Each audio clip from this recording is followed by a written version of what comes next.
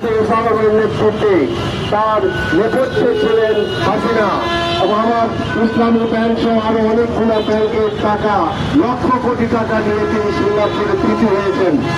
কাজে এই দুর্নীতি আজকে আমাদের দেশের সকল ধারাকে ক্ষতিগ্রস্ত করছে।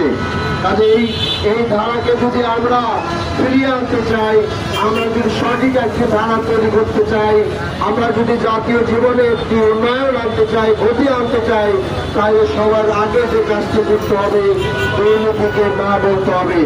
কাজেই আসুন আমরা সকলে মিলে আমরা দুর্নীতি প্রতিরোধ করে আমাদের দেশের সকল নাগরিক আজকে আমরা আহ্বান জানাচ্ছি যাদের সকলে মিলে প্রচার করে দিই।